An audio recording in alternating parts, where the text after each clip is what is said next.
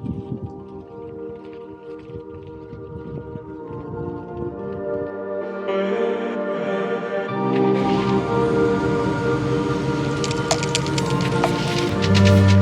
smallest really good action camera in the world is a fact. Insta360 Go 2.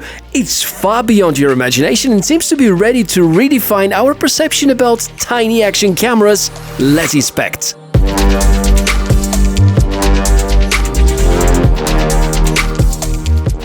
Hey, welcome Tech Pro channel. My name is Michael. I'm so happy to see you around, and if you enjoy the idea of inspecting cool tech, then consider subscribing to the channel. Today we'll talk about action cameras, and this was probably the main reason why I started this channel a few years ago.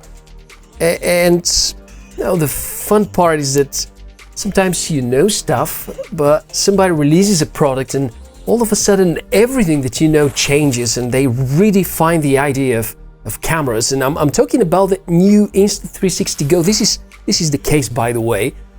And those of you who are more focused and paying attention to the details probably noticed that the Go 2 is already in frame, or maybe those of you who just focus on listening didn't notice, but the camera is right here, and it's been right here from the very beginning. It's a magnetic based mount under my t-shirt, and yes, that's how small the Go 2 actually is. It's as big as, you know, two junctions of my finger, and my fingers are not big at all.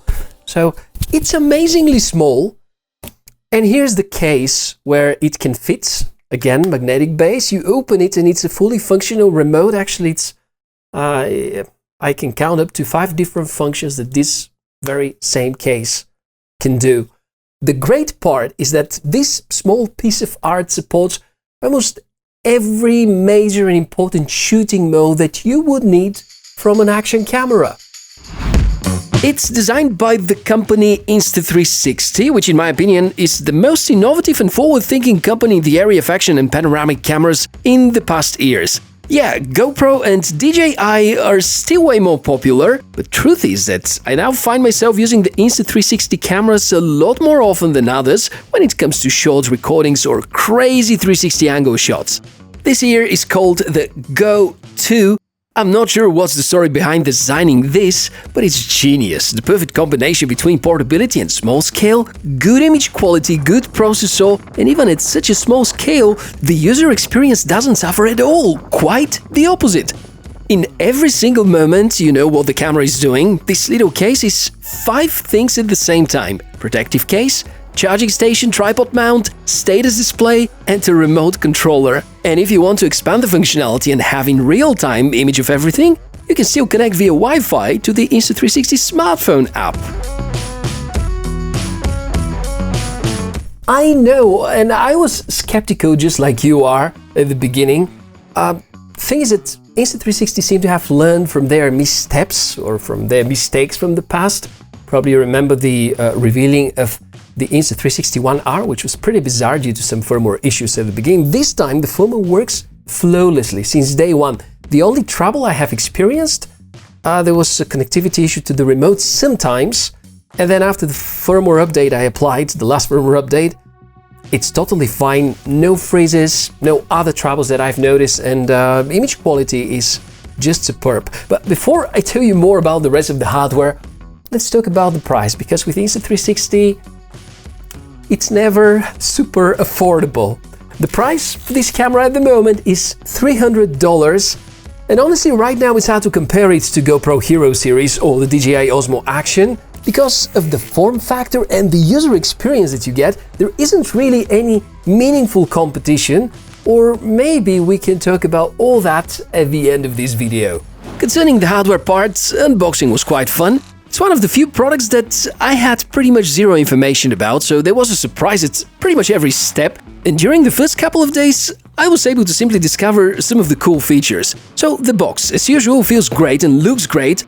Looking from the distance of time, yeah, it looks maybe too big for what's inside. As usual, most of the important specs and features are highlighted. We open and there it is, the camera, mounted to this magnetic plate, which is a great way for Insta360 to underline the magnetic nature of the backside. Inside you can also find the rest of the accessories.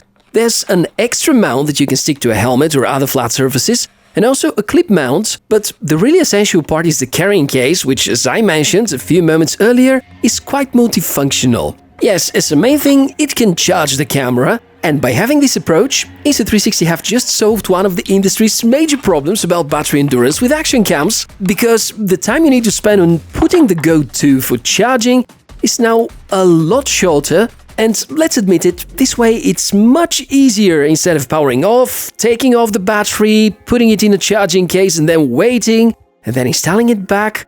Even if you go for a cable-based charging, it sometimes is frustrating because of the fact you're grounded next to the charger. Yeah, I'm looking at you, GoPro. The next important thing it does, it protects. No scratching, no wondering where to keep the camera. It's very pocket-friendly, super portable. Hats down for using this design. I guess the idea comes from the convenience that earbud stations provide. As a third option, you get a free multifunctional tripod. Look how it expands, and since the top cover is adjustable, you have great freedom to point the camera to the place that you want, or you can simply take it out and mount it to any of the provided accessories. No screws or extra mounts are needed, magnet-based, just click.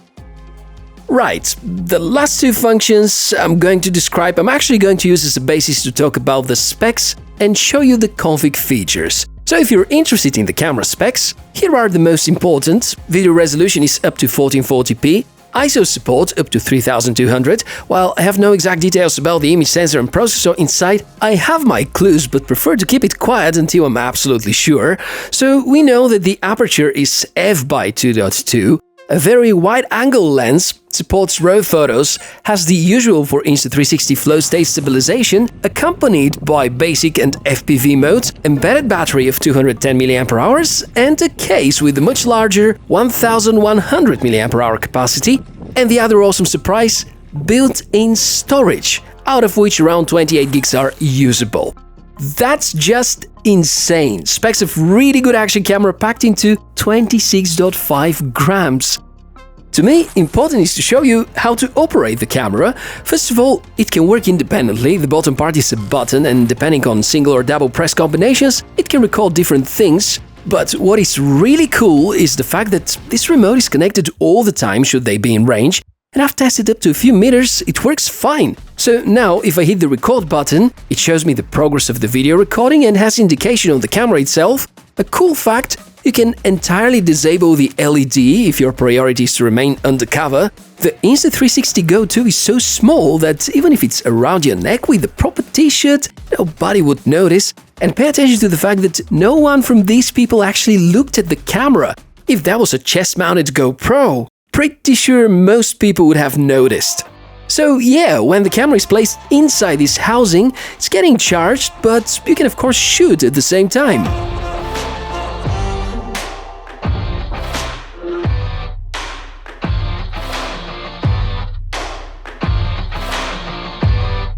Note that this camera is going to get warm, especially when you do shooting for 10 or 15 minutes.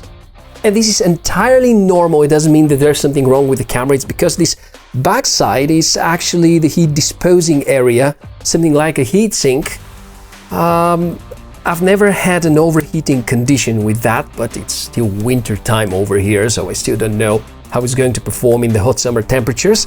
I assume that the hardware inside actually probably supports 4K. It's just a blind guess. I don't know the exact image sensor and the exact chipset inside. Well, I assume it's Umbrella chipset again, but I don't know about the image sensor. But could be that if the sensor supports 4K, they intentionally disabled it so that there's no overheating at all.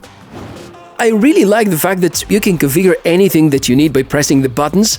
Quite easy to get used to, and the menus are fantastic. You can quickly switch between the shooting modes. First is the main video mode, which records in MP4 and has stabilization and requires no post-production, the easiest one. Then photo mode includes RAW format support. The Pro video mode is using the INSV format, it's the Insta360 proprietary, and then you can fine-tune the footage from the smartphone app or the PC software. You can apply flow state stabilization or FPV stabilization, slightly improve the colors and the cropping. I would usually choose this kind of format, gives you more room for editing, and also stabilization seems to be better. Next, we have time shift, time lapse, HDR video and slow motion. Most people would think that having no proper touchscreen is a disadvantage, but I've always been a fan of physical buttons, so to me, that's brilliant.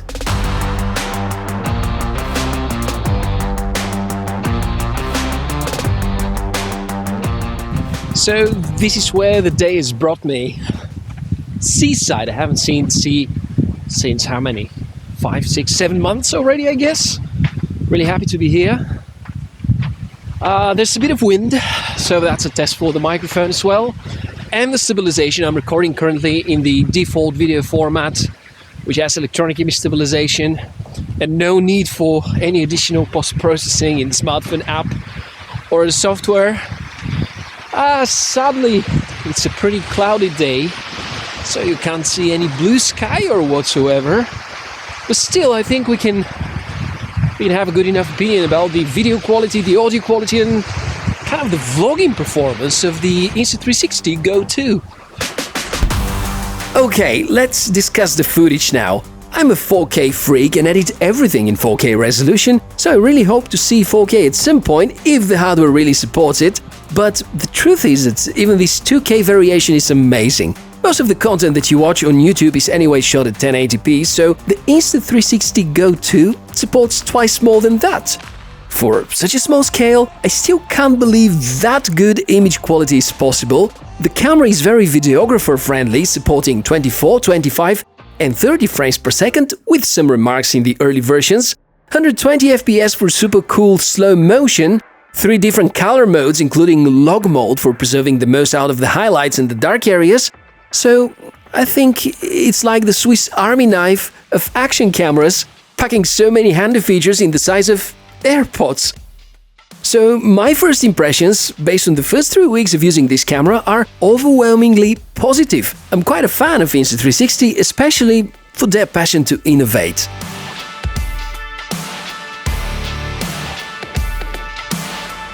I don't see this camera as a true GoPro competitor because of the so much different form factor and the definitely different user experience, but probably it can give the action camera world the so needed push to become interesting again, because that's quite a unique solution. Just look at how you open it and it's shooting ready, and you can so easily configure the modes that you want to shoot. It's just amazing.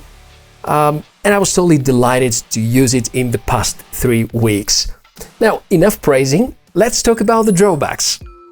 No 4K, no HDR in 30 frames per second, no way to get video playback unless you use the smartphone app because there's no display, and obviously no external microphone support, but the internal one seems to be quite good.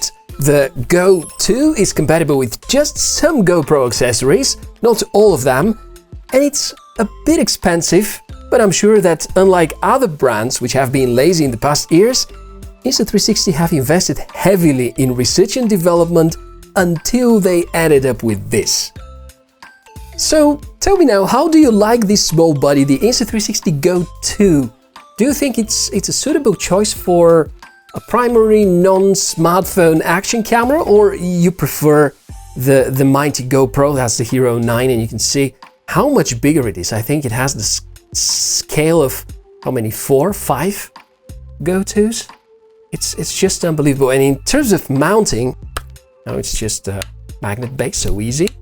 And for this, I need a chest mount, and I bet everybody would notice the existence of a chest mount on such a t-shirt. So any kind of thoughts that you have and you want to share, use the comments below. Of course, if you have any questions or you want to know some things that I didn't cover throughout this episode, ask and I'll make sure to join you there and have more fun. And of course, links to all the gear and equipment shown throughout this episode you're going to find linked in the description down there.